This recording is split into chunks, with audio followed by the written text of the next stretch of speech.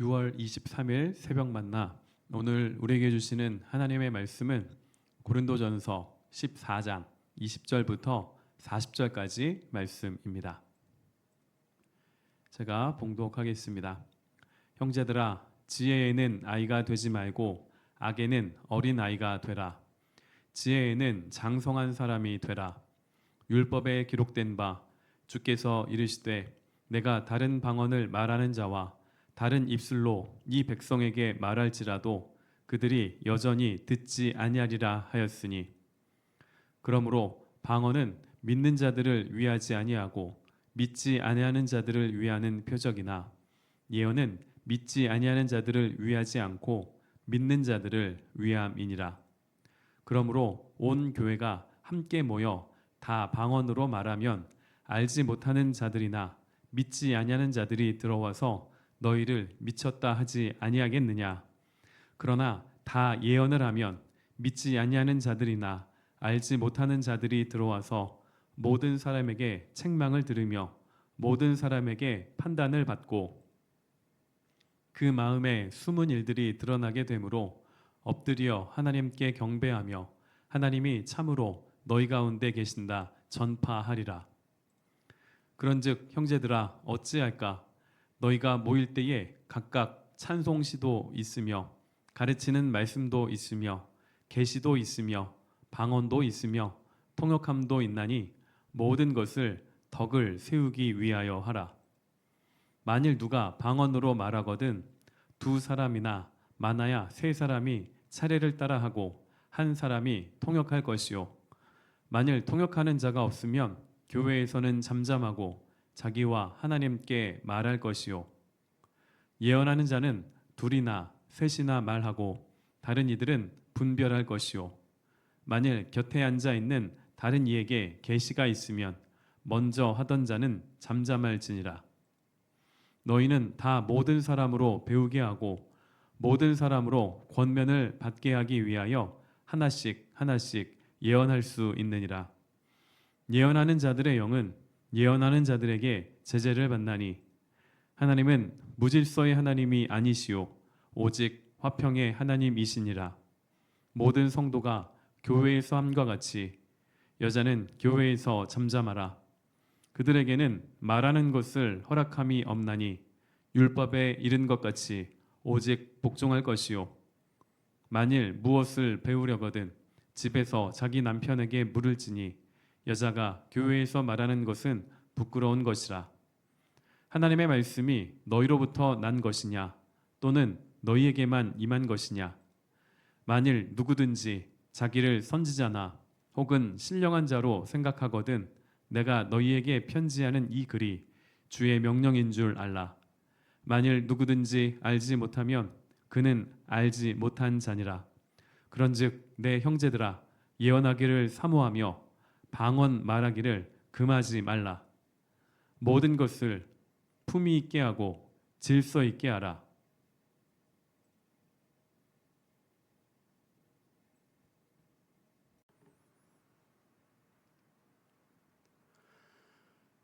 오늘은 품위 있고 질서 있게라는 제목으로 말씀을 나누겠습니다.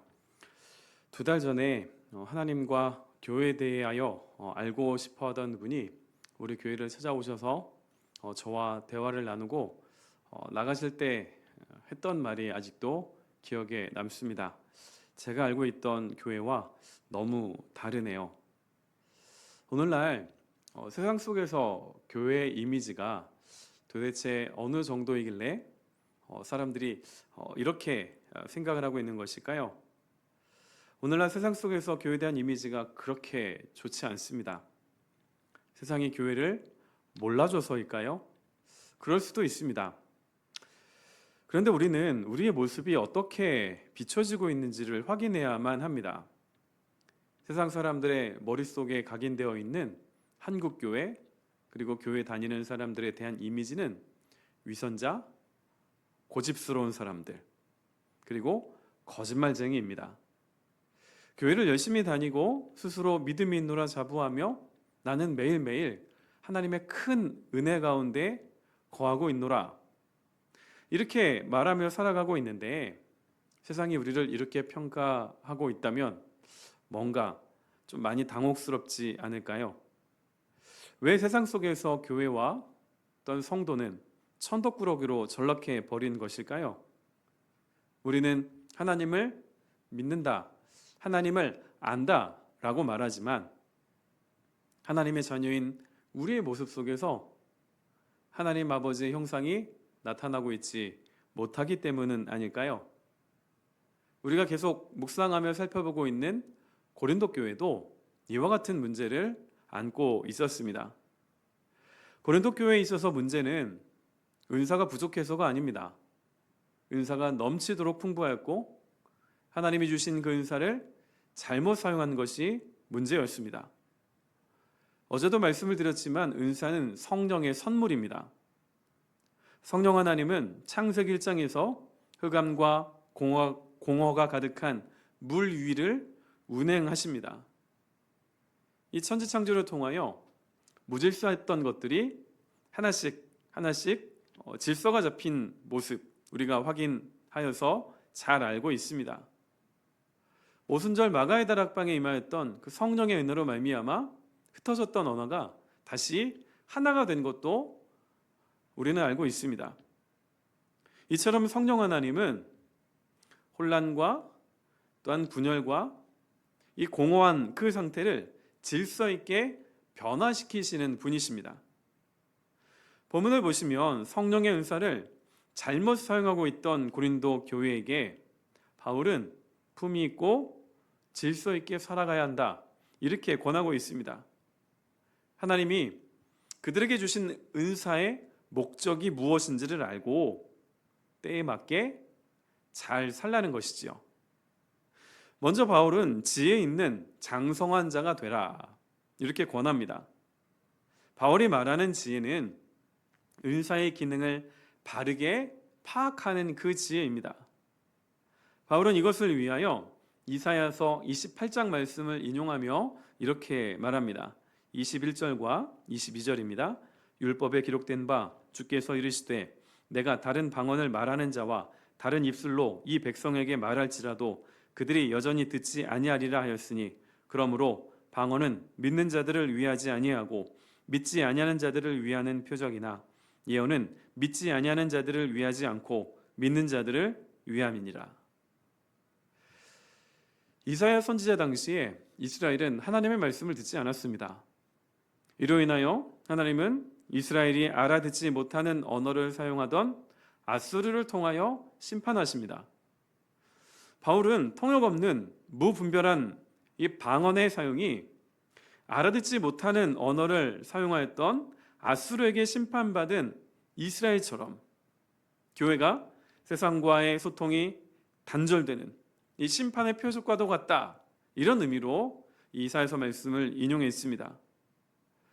고린도 교회는 방언을 자랑하였고 방언으로 줄 세우기를 했습니다. 그리고 공적인 예배 시간에도 방언을 무분별하게 사용했습니다. 그래서 23절에서 바울이 이렇게 말합니다.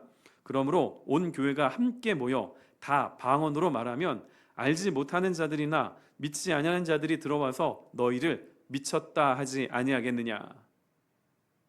자, 그런데 고린도 교회는 그러거나 말거나 내가 좋으면 좋은 것이 성령 하나님의 나에게 이토록 놀라운 선물을 주셨는데 내 마음대로 사용하는 것이 무엇이 문제가 되겠는가? 이런 생각을 가지고 무분별하게 사용하였고 그 은사를 통하여 자신의 높음을 뽐내며 살았습니다. 자, 방언을 자랑했던 그들 입장에서는 얼마나 만족스러웠을까요? 자, 그런데 이것은 고린도 교회의 생각이었고 현실은 세상으로부터의 고립입니다. 만약 고린도 교회가 예수를 믿는 그 믿음 안에서 바르게 미쳤다면 40절이 말씀하고 있는 것처럼 품위 있고 질서 있게 미쳤다면 바울이 23절과 같이 말하지 않을 것입니다.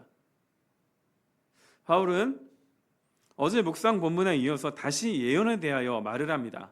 24절과 25절입니다. 그러나 다 예언을 하면 믿지 아니하는 자들이나 알지 못하는 자들이 들어와서 모든 사람에게 책망을 들으며 모든 사람에게 판단을 받고 그 마음에 숨은 일들이 드러나게 되므로 엎드려 하나님께 경배하며 하나님이 참으로 너희 가운데 계신다 전파하리라. 방언과는 다르게 예언은 사람을 향합니다. 예언은 사람이 알아들을 수 있는 언어로 하나님을 떠나 있던 사람이 그 예언을 듣고 하나님께 반응하고 돌아올 수 있는 길입니다. 지금 우리가 입으로 사용하는 언어와 또한 삶으로 보이고 있는 그 언어가 믿지 않는 사람들이 이해할 수 있는 언어일까요? 고린도 교회뿐만 아니라 많은 교회들이 철저히 믿는 자들 중심으로 돌아갑니다. 교회 밖에 구원받을 영혼들, 하나님께서 사랑하시는 영혼들을 향한 관심이 없다는 것입니다. 하나님은 교회를 믿지 않는 자들을 구원하시기 위하여 세우셨는데 교회가 그것에는 관심이 없고 고린도 교회와 같이 자기 만족에 빠져 있는 것입니다. 하나님께서 교회에 성령의 은사를 주신 것은 하나님을 떠나 있던 영혼을 하나님께로 돌이키기 위함입니다. 우리는 세상 속에서 억압적이고 또한 폭력적인 일방적으로 강요하는 복음의 언어가 아닌 품위 있고 질서 있는 그 언어를 세상 속에서 보이고 있을까요? 바울은 지혜에 이어서 절제에 대해서도 말합니다. 은사는 하나님께서 교회의 덕을 세우기 위하여 주셨습니다. 그래서 바울은 방언과 예언을 어떻게 사용해야 할 것인가 구체적인 지침을 줍니다. 먼저 방언에 대하여서는 27절에 보시면 최대 3명까지 모여서 함께 하여라. 그리고 그 중에 한 명은 통역을 해야 한다. 만약에 그 방언을 통역할 사람이 없다면 교회에서 방언을 하지 말고 개인적으로 사용해라. 이렇게 지침을 줍니다. 그 다음 예언에 대해서도 말을 하는데요. 방언과 같이 29절에서도 3명까지 모여서 하되 듣는 이들은 맹목적으로 가만히 듣지 말고 분별하라 말합니다. 그리고 30절에 보시면 먼저 말하는 자가 있어도 다른 사람에게 하나님의 계시가 임하면 잠잠하라 말합니다. 이어지는 31절에 보시면 모든 사람으로 권면을 받게 하기 위하여 하나씩 예언하라. 그리고 32절은 예언하는 자들의 영은 예언하는 자들에게 제재를 받나니 이렇게 말씀을 합니다. 자, 이와 같은 권면은 방언을 사용하며 자신들이 무슨 말을 하고 있는지 모르는 이 황홀경에 빠져 있던 고린도 교회의 모습과 너무나 반대됩니다. 참된 성령 하나님의 임재는 개인적인 이 신비한 체험을 추구하거나 그것을 통하여 우월감을 나타내지 않습니다. 하나님의 성품을 드러내며 서로를 존중하게 하는 것이 성령 하나님이시기 때문입니다. 하나님은 무질서의 하나님이 아니라 화평의 하나님이십니다. 33절입니다. 하나님은 무질서의 하나님이 아니시오 오직 화평의 하나님이시니라. 바울은 이어서 마지막으로 본문에서 가정에서의 권위를 인정하라 이렇게 권면합니다. 이런 의미에서 여자는 교회에서 잠잠하라 권하지요. 이 당시에는 명예와 수치를 아주 소중하게 여겼습니다. 특별히 공적인 자리에서 여성이 말하는 것은 그 남편에게 큰 수치를 주는 행위였습니다. 바울은 지금 남성과 여성의 우열을 가리는 것이 아니라 공예배 시간 속에서의 질서를 위하여 이렇게 권한 것입니다. 우리가 오늘 본문을 통해 확인한 것처럼 성령의 은사는 공동체에 혼란을 주고 스스로를 과시하기 위한 도구가 아닙니다.